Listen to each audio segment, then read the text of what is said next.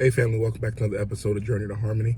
I'm your host, Richard Harmon, and on this channel we talk about building wealth. We talk about the career opportunities that are available and how all of these things that we're doing in life come together to help us make us who it is we're supposed to become. So today I want to talk to you guys just about an event that happened to me roughly about 8 years ago. I had my car repossessed, and at the time, it didn't seem like the wise decision at the time, right? So I'm paying back then I was paying about $300 per month for the car note, $150 plus for the insurance, and then gas on top of that. So before you even do anything, you've already spent about $600, $700 a month on the vehicle. That doesn't account you going out to hang out with friends, different things like that, increasing the cost. So I did this for a while. I was working. I was able to cover the bill. Didn't have a lot of expenses, things like that. So it wasn't much of an issue at the time. But then, my wife and I were getting ready to be engaged, and I was getting ready to move states. And I thought to myself, I'm like, while I could carry this bill with me, this particular thing at this time is just, it doesn't seem to be a wise decision. I'm trying to figure out life. I'm trying to get where I'm supposed to become, and having this particular liability with me at the time just didn't seem like a wise decision. So I went ahead and I called the bank to advise them that they can come back and take the vehicle. It took a few months or so before they came and got it, but eventually came and got the car. My credit was crashed at that point. Just obviously, if you have a default of any kind of loan, it's going to hit your credit score hard.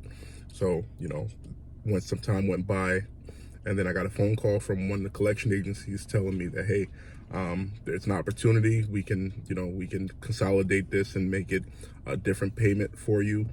Just looking for you to pay it off and things like that. So able to get that paid off. I think it was close to half of what I owed. The bank sold the car, and then whatever was left over was my responsibility. So I ended up getting that completed. Went from having a 500 credit score all the way up to like a 700 and something credit score. Not at that particular moment, but over time, ended up building up that opportunity.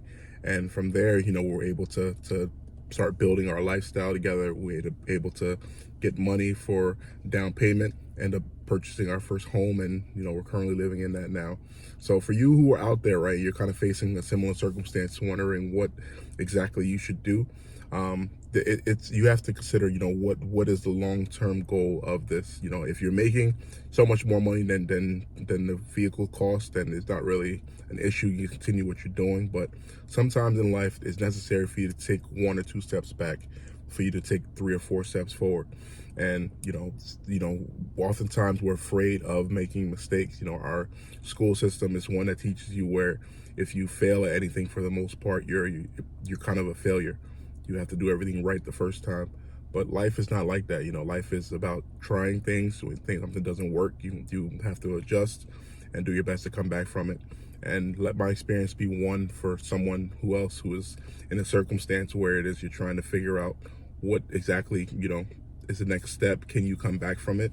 I'm a living example that it's possible. Not only did we give the car back, we were able to rebuild our credit, buy a home, and here I'm in another car some years later. So life isn't just a one-time mistake and then that's the end of it. There are opportunities for you to continue to grow and to continue to develop. So I hope this helps someone out there who is looking to better their future, who is looking for what steps that they can take. And let me know in the comment if you've experienced something like this, or if you've always been great with your money, but a lot of us didn't grow up with a lot of financial knowledge, and we're kind of learning as we go for the most part and doing our best from there. So thank you so much for listening. If you haven't, like, share, and subscribe, and be back for the next video. Thank you.